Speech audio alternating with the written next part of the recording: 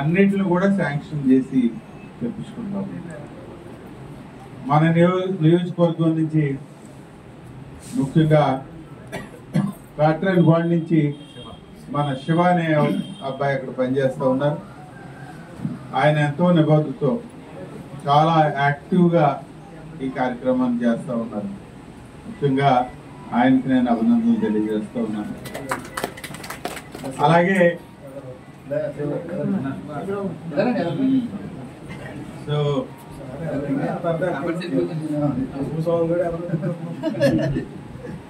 అలాగే మన ఆఫీసులో కూడా అందరూ చాలా జాగ్రత్త తీసుకొని ప్రతి అప్లికేషన్ లేదంటే రోజుకు ఒక 10 అప్లికేషన్ తీసుకున్న పరిస్థితి కనిపిస్తూ ఉంది. వాళ్ళు అప్లికేషన్ తీసుకురావడం, డాక్యుమెంట్స్ సరిగ్గా లేకపోవడం, అవన్నీ కూడా చెప్పి మళ్ళీ తెప్పించుకొని అప్లికేషన్స్ అన్ని కూడా సబ్మిట్ చేస్తాం. ఇది చాలా మనం జాగ్రత్తగా సక్సెస్ఫుల్గా మనం చేసుకుంటూ ఉన్నాం. దానివల్ల మన నియోజకవర్గంలో చాలా మందికి ప్రయోజనం జరుగుతూ ఉంది. 100% ఇవ్వలేకపోవచ్చు, కానీ వీలైనంత గవర్నమెంట్ ఎంతవరకు మనకి పర్మిట్ చేస్తుందో అంతవరకు మనం తెప్పించి వారికి ఈ ఆర్థిక సహాయం చేస్తా ఉన్నాం. కాబట్టి మీరందరూ కూడా ఈ ఫెసిలిటీ ఏదైతే ఉందో తప్పనిసరిగా వాడుకోవాలని చెప్పి మరొకసారి మీకు అందరికీ నేను విజ్ఞప్తి చేస్తాను.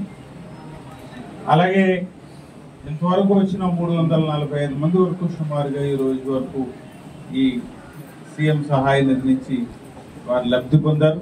తప్పనిసరిగా సీఎం గారిని, గౌరవ నారా చంద్రబాబు నాయుడు గారి వారి యొక్క కృషిని, అలాగే ఉప ముఖ్యమంత్రి వర్యులు పవన్ కళ్యాణ్ గారి కృషిని తప్పనిసరిగా మనం ఈ సందర్భంగా గుర్తు చేసుకోవాలి.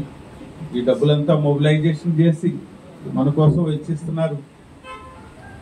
వారిని ఈ సందర్భంగా గుర్తు చేసుకుంటూ, ప్రభుత్వం యొక్క చిత్తశుద్ధిని ఈ సందర్భంగా గుర్తు చేసుకుంటూ, వచ్చిన ఈ 345కి ముఖ్యంగా ఇప్పుడు ఉన్న 59 మందికి అభినందనలు తెలియజేసుకుంటూ, సక్రమంగా ఈ కార్యక్రమాన్ని మనం ముందుకు తీసుకెళ్లే బాధ్యత మన మీద ఉంది. తీసుకెళ్దాం. అందరి ప్రయోజనం, నియోజకవర్గంలో ప్రతి ఒక్కరి ప్రయోజనం, అందరి ప్రయోజనమే మన ముఖ్యం. కాబట్టి తప్పనిసరిగా ఈ విషయంలో మనందరూ జాగ్రత్త తీసుకుని ముందుకెళ్దామని ఈ కార్యక్రమానికి చేసిన ప్రతి ఒక్కరికి అభినందనలు